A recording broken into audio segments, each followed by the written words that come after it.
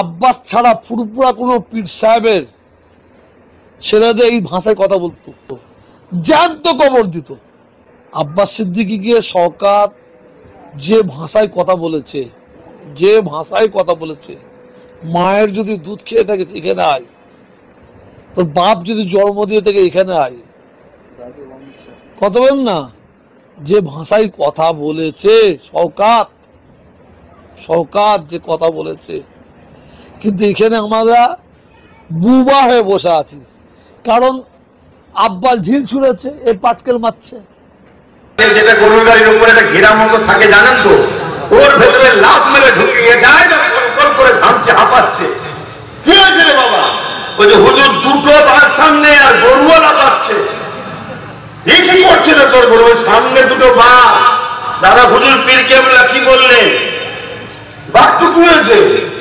সে গরুওয়ালা আর কি জিজ্ঞেস করবে? সে তো অবাক হয়ে গেছে, এই লোক কি বাঘ চেনে না নাকি? বাঘ দিয়েছে মানে ওই যে জঙ্গলে যদি বাঘ থাকতে পারে, আল্লাহ আবু বকরকে একটা বাঘ দিয়েছে, জোরে বলুন সুবহানাল্লাহ। তা জঙ্গলের বাঘ আবু বকরের বাঘের সঙ্গে দেখা করতে এসছে। দাদা হুজুর বললেন, বাবা একটু মুখটা দেখাও। পর্দাটা বার করে সরিয়ে রুহুল আমিন সাহেব শুধু মুখটা দেখিয়েছে, সত্যিকারেরই যেন দেখাই করতে এসেছিল।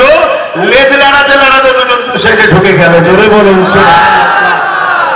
আল্লাহ আল্লাহ। এইটা কি রুহুল আমিন সাহেবের কৃতিত্ব, না রুহুল আমিন সাহেব নবীকে ভালোবেসেছিল? সেই নবীর ভয়েস কোনটা? না, নবী পাকের গোলামির ফল। রুহুল আমিন সাহেব মানুষ, তুমি আমিও মানুষ। তোমাকে আমাকে ফেলে রেখেও খাবে না, দুদিন পরে খায়, একেবারে খেয়ে ফেলবে। আর রুহুল আমিন সাহেবকে দেখে দেখাটা হয়ে গেল, চলে গেল, যেন মনে হচ্ছে সত্যি সাক্ষাৎ এসেছিল। এটা ভাবতে হবে কারণ কি? তারও দুটো হাত, আমারও দুটো হাত, তারও দুটো পা, আমারও দুটো পা। কারণ একটাই, তিনি হুজুরের জন্য যে কুরবানি দিয়েছে আমরা পারিনি। হুজুরের দিনকে জিন্দা রাখার জন্য 224 পারগানা তখন একসাথে ছিল, অর্ধেক কেনার ক্ষমতা ছিল বসিরহাটের বড় মাওলানা রুহুল আমিন সাহেবের, অর্ধেক জেলাকে কেনার ক্ষমতা ছিল। তিনি সম্পূর্ণ টাকা নবীর দিন, আহলে সুন্নাত ওয়াল জামাত দাদাদের সিলসিলা, সবটাই হলো রাসূলুল্লাহ। দাদা পিত্ত রাসূলুল্লাহ দিনের বাগানে চাষ করেছে কেন? তার জন্য সম্পূর্ণ যে সম্পদের টাকা বাহাস করে আর কিতাব লিখে লিখে লিখে লিখে শেষ করে দিয়েছে, জোরে বলুন সুবহানাল্লাহ। আর আমরা কি করছি? নবীর দিনের পিছনে খরচ তো করতে পারিনি, উপরন্তু যারা নবীর দিনকে মিটাতে চাইছে তাদেরকে আমরা সহযোগিতা করছি, যারা ওয়াকফকে মিটাতে চাইছে তাদেরকে আমরা সহযোগিতা করছি, যারা মসজিদ মাদ্রাসাকে মিটাতে চাইছে তাদেরকে সহযোগিতা করছি। আবার আমরা গলা লম্বা করে ফতোয়াবাজি করি ওলিয়া উলিয়াদের বিরুদ্ধে। আমরা মনে করি বড় ভিআইপি হয়ে গেছি।